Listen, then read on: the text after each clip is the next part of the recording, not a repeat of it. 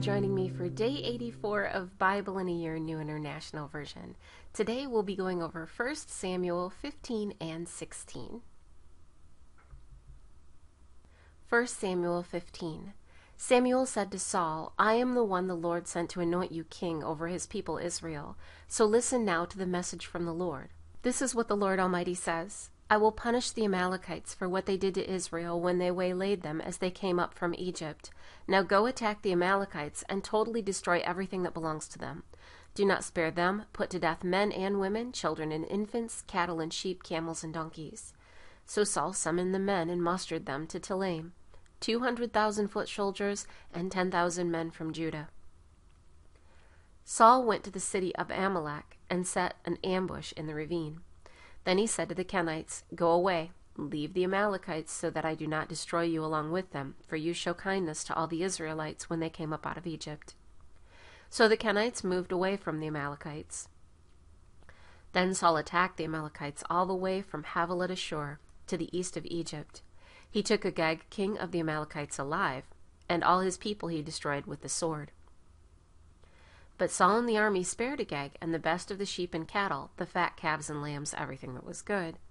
These they were unwilling to destroy completely, but everything that was despised and weak they totally destroyed. Then the word of the Lord came to Samuel. I am grieved that I have made Saul king, because he has turned away from me and has not carried out my instructions. Samuel was troubled, and he cried out to the Lord all that night. Early in the morning Samuel got up and went to meet Saul, but he was told, Saul has gone to Carmel.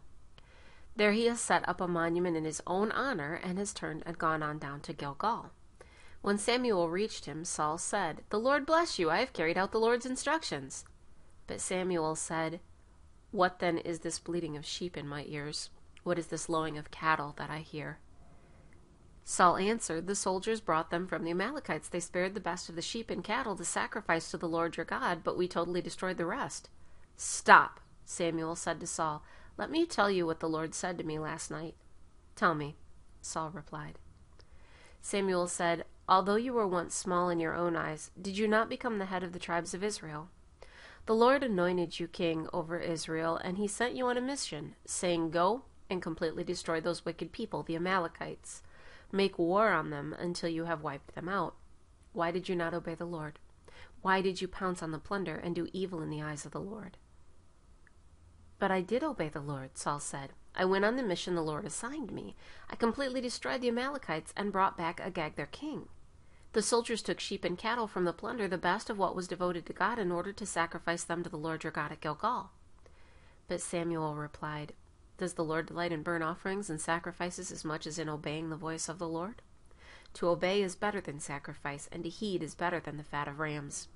For rebellion is like the sin of divination, and arrogance like the evil of idolatry. Because you have rejected the word of the Lord, he has rejected you as king. Then Saul said to Samuel, I have sinned. I violated the Lord's command and your instructions. I was afraid of the people, and so I gave in to them. Now I beg you, forgive my sin, and come back with me so that I may worship the Lord. But Samuel said to him, I will not go back with you. You have rejected the word of the Lord, and the Lord has rejected you as king over Israel. As Samuel turned to leave, Saul caught hold of the hem of his robe, and it tore. Samuel said to him, The Lord has torn the kingdom of Israel from you today, and has given it to one of your neighbors, to one better than you. He who is the glory of the Lord does not lie or change his mind, for he is not a man that he should change his mind. Saul replied, I have sinned, but please honor me before the elders of my people and before Israel. Come back with me so that I may worship the Lord your God. So Samuel went back with Saul and worshipped the Lord. Then Samuel said, Bring me Agag, king of the Amalekites. Agag came to him confidently, thinking, Surely the bitterness of death is past. But Samuel said, As your sword has made women childless, so will your mother be childless among women. And Samuel put Agag to death before the Lord at Gilgal. Then Samuel left for Ramah, but Saul went up to his home in Gibeah of Saul. Until the day Samuel died, he did not go to see Saul again, though Samuel mourned for him. And the Lord was grieved that he had made Saul king over Israel. 1 Samuel 16. The Lord said to Samuel, How long will you mourn for Saul, since I have rejected him as king over Israel? Fill your horn with oil and be on your way. I am sending you to Jesse of Bethlehem. I have chosen one of his sons to be king. But Samuel said, "How can I go? Saul will hear about it and kill me." The Lord said, "Take a heifer with you and say, 'I have come to sacrifice to the Lord.' Invite Jesse to the sacrifice, and I will show you what to do. You are to anoint for me the one I indicate." Samuel did what the Lord said. When he arrived at Bethlehem, the elders of the town trembled when they met him. They asked, "Do you come in peace?" Samuel replied, "Yes, in peace. I have come to sacrifice to the Lord. Consecrate yourselves and come to the sacrifice with me." Then he consecrated Jesse and his sons and invited them to the sacrifice.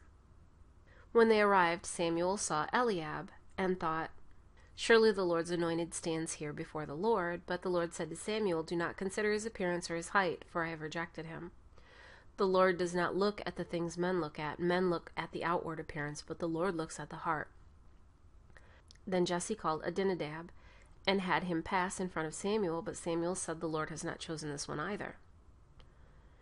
Jesse then had Shammah pass by, but Samuel said, "Nor has the Lord chosen this one." Jesse had 7 of his sons pass before Samuel, but Samuel said to him, "The Lord has not chosen these." So he asked Jesse, "Are these all the sons you have?"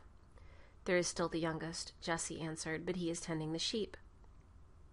Samuel said, "Send for him. We will not sit down until he arrives."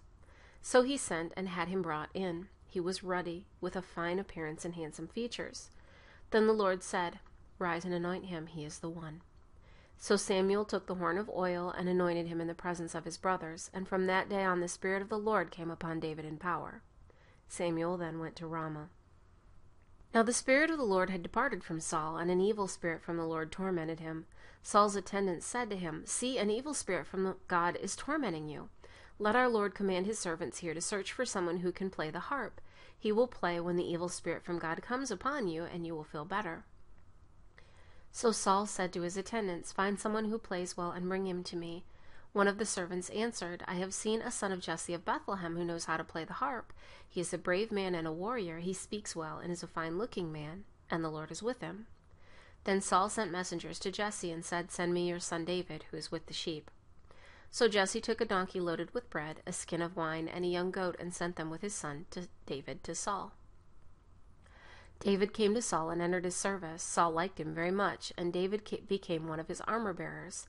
Then Saul sent word to Jesse, saying, "Allow David to remain in my service, for I am pleased with him." Whenever the Spirit from God came upon Saul, David would take his harp and play. Then relief would come to Saul, he would feel better, and the evil spirit would leave him. Thank you for joining me for Day 84 of Bible in a Year New International Version. I look forward to seeing you tomorrow for Day 85.